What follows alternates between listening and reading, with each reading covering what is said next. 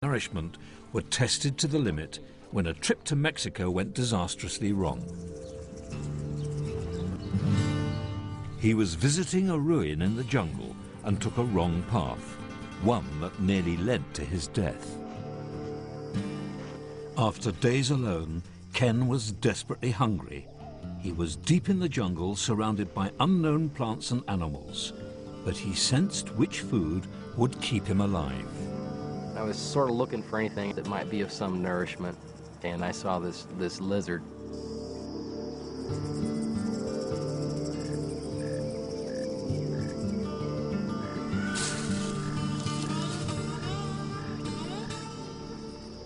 I was trying to decide if I was really that desperate or not, but I knew that I had to eat something. As I started putting him in my mouth, he sprawled out his little legs in my throat and kind of made me gag, and I'd pull him back out, and I had to smack his head up against a tree a couple of times to make sure he was dead. And I swallowed him whole.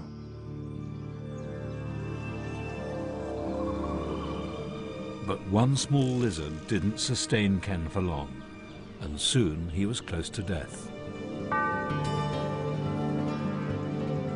It'd been 12, 13 days. I noticed there was vultures that started following me around. First few days, there was a couple there, and then there were a few more, and I began to wonder if maybe they knew something that I didn't. And that kind of gave me the creeps. I would watch them circle overhead. One day, the vultures were so close, they circled all the way down to the ground, and I could actually hear the wind off their wings when they went by. I gave a lot of thought to dying after a while, but then again, I had to convince myself that I was perfectly capable of getting out of there on my own, and I was going to do it. Ken needed to find more food if he was going to live. I saw some fruit that was growing on a tree. As I bit into it, it didn't taste so bad at first. And as I started to chew it, it became very bitter. It had a chemical taste like lighter fluid. It was awful. I was afraid that was going to be poison. The instinct to spit out the bitter-tasting fruit may well have saved Ken's life. After 19 days in the jungle, Ken walked out alive. What helped Ken survive is a highly sophisticated piece of equipment.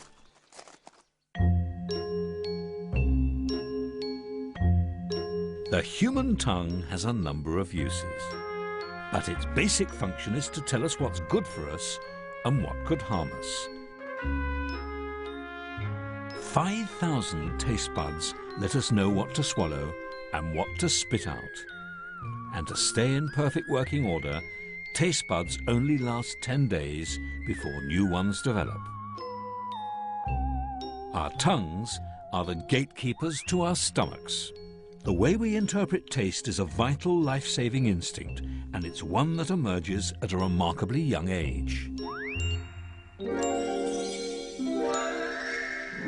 Foods that have lots of useful energy often taste sweet and sugary. And that's why babies instinctively like sweet foods. So let's see what happens when this baby tries this. A sweet and sugary concoction of banana puree.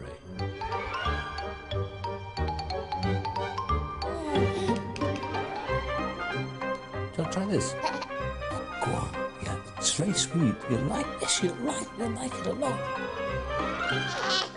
There, good boy. Do a bit more. It's sweet, isn't it? But you want a bit more, of course. Naturally, these babies love it. It's just what their instincts ordered.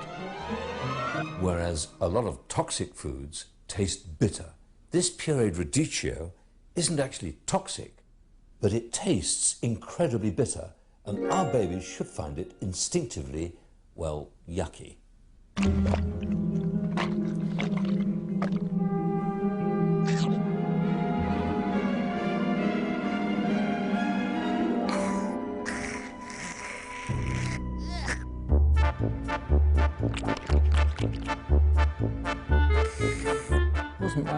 give you this horrible food.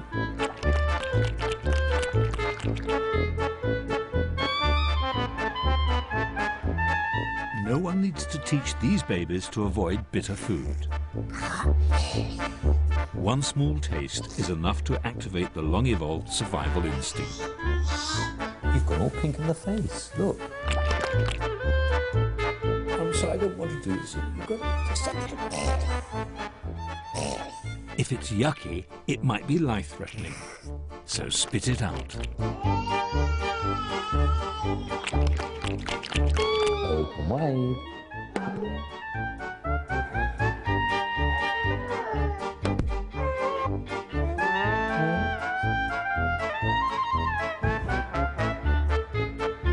Oh, you don't like... Oh, I'm sorry, you don't like... Yeah, try a little bit. Well, you really like it. Yes? Yeah.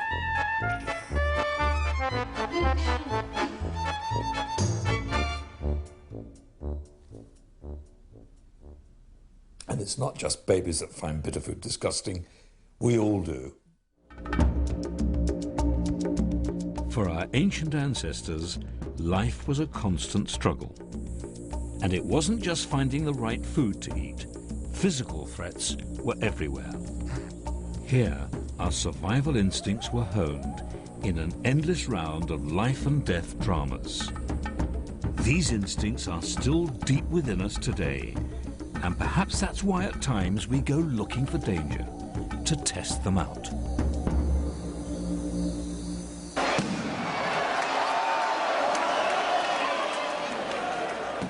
Pamplona, Spain, the place where danger is sought and survival instincts are put to the test. Every year, during the festival of San Fermin, people come from all over the world to run with the bulls. It's the ultimate adrenaline rush.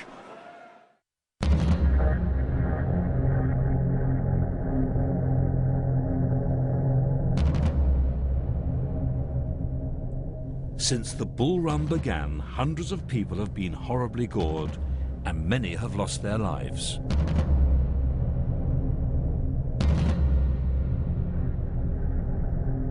Thousands invade Pamplona to experience the sheer thrill of facing death.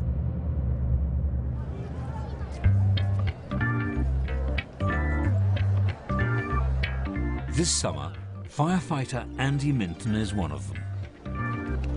At home, I had a lot of friends tell me I'm crazy, but it's something I've always wanted to do ever since I was a teenager, and finally put some money together, and here it is. Hopefully it's the first of many trips to Pamplona.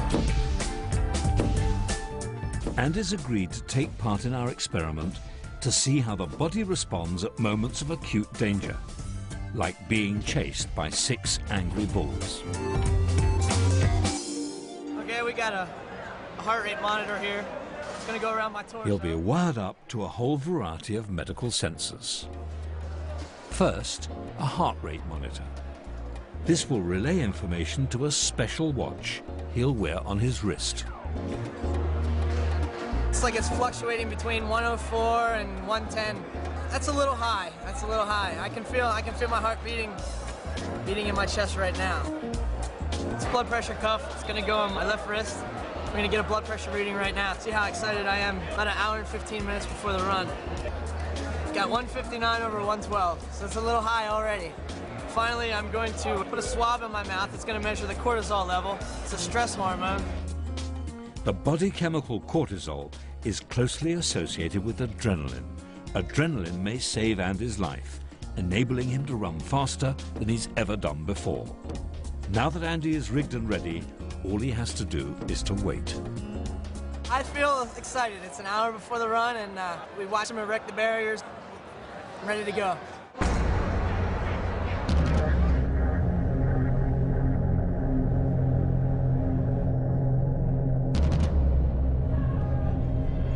The possibility of death by a bull it's there, it's real, it's in the back of my mind.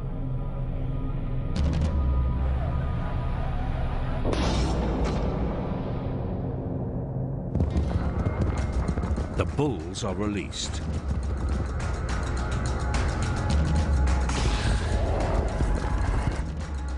Andy waits for them to come near.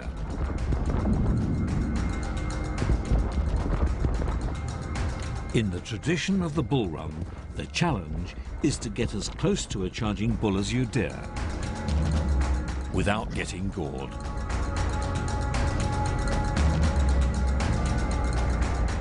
The bulls are just inches away, and Andy's body is flooded with a massive burst of adrenaline. His cortisol levels more than double.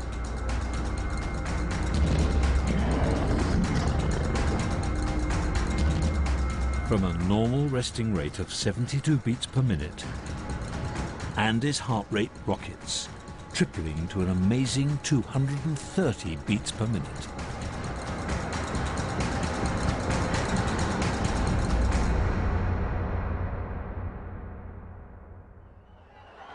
Definitely in fear. You're definitely in fear. You can feel the stomp of the feet and the hooves and everything. It's wow.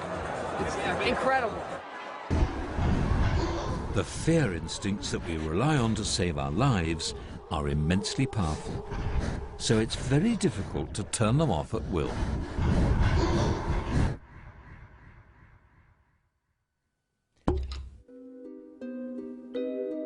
Now, I like to think of myself as a really rational human being.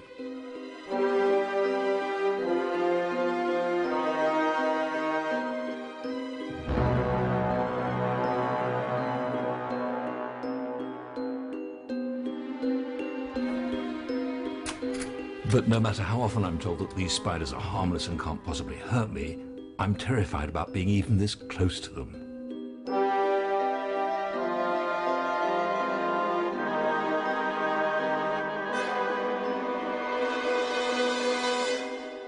This machine is called a relaxometer, and it measures my stress level